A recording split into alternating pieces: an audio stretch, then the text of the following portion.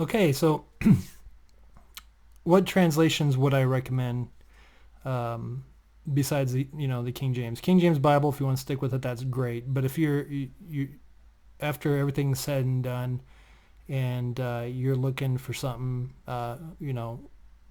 easier for you to understand, you've had troubles with the King James Bible or anything like that. Also, if you're a new Christian, here's the translations that I keep around. Let me start with, if you like the King James very much, but you want to, I think, is a better translation than the King James in the sense of accuracy. And this is actually my favorite format of that translation. But this is a New King James Bible, so very well done. But it's going to have all the textual footnotes at the bottom and the references if it's that particular type. Most of the New King James Bibles will have that, and it's really nice to have that. But this is the Premier series. The Premier collection, the Premier series, the single column and goatskin, and these are very affordable. For a premium Bible, these are very affordable, and they have the art gilding, all that fancy stuff. Very, very good translation and a good Bible.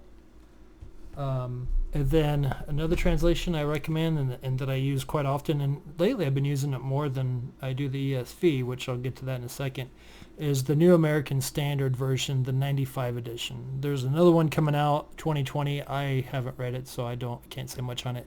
This is very, very literal, especially if you use the footnotes. It's going to be more literal.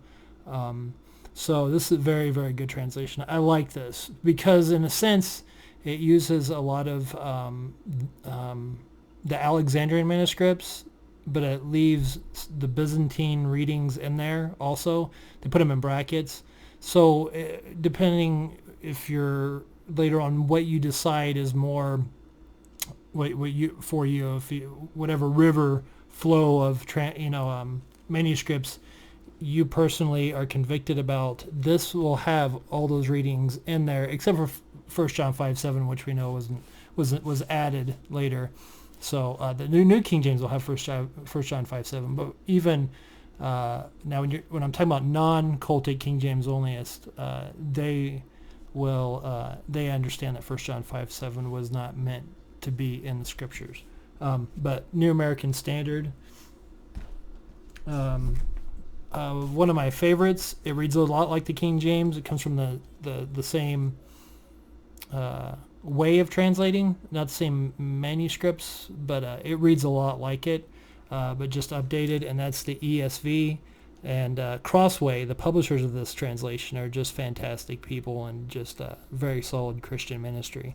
So that's from Crossway. This is the Preacher's Bible, and this is not just for preachers. This has a really nice paper, and it's wide margin single column, and I believe it has it's going to have the footnotes but not cross references, but it's really good paper. In fact, I love this thing. This thing is amazing.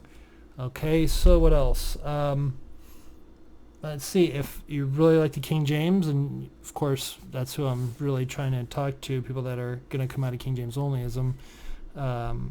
Another good one is the Modern English version, which is based off the TR. So it's going to be like the New King James, but even I think it did a little bit of a better job in some areas, but I think the New King James all around, they're both good. I'll just say that because I really can't, since I haven't completely dived into all that, I really can't say for sure, but I just know both of them are very good translations. So the MEV, the Modern English version, which is based off the TR. So, and this is a good topical study Bible by D.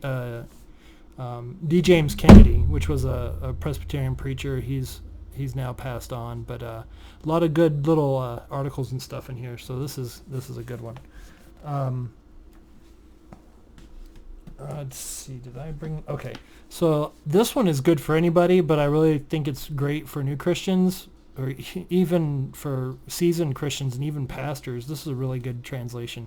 This is it's fairly new. I think 2017 is when it came out. It's the Christian Standard Bible, and you can get some really nice editions of these for really a really good price. So I really like this translation. I almost made it my main translation, but got it cut up in a couple areas a little bit. I know it sounds funny. It's a little bit too easy for me to read, and I guess I was reading too fast, and with the way I am and too hyper sometimes, it doesn't show on the videos that I'm hyper, but if you saw me off camera, you'd know me. So I kind of was like, I need to slow down when I'm reading. So I don't use it as my main translation, even though I read it quite a bit. And then if you want something that you say you come out of King James Onlyism, you don't know Greek or Hebrew.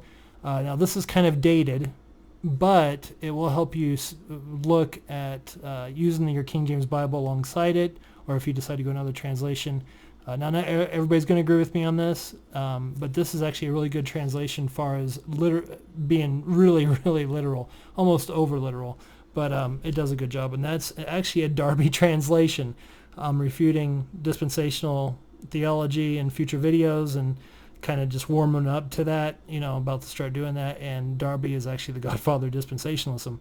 But it's funny because if you read the translation, it does such a wonderful job. His theology really didn't leak into his translation because he was a very smart linguist, and he actually translated the New Testament in quite a bit of, I'm not sure exactly how many languages, but I know French, English, and a couple others, if I remember right. So in this one, you can actually this is actually a product of Royal Youngblood, so it's considered a premium Bible, very, very nice print.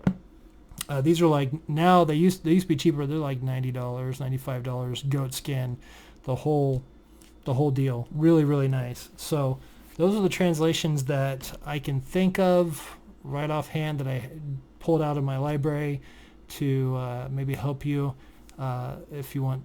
Trust me, it just helps. If you're going to come out of King James Onlyism, start reading that, and you'll notice when God will start speaking to you through those translations, and that just will confirm that, yeah, they're not satanic and they're not of the devil.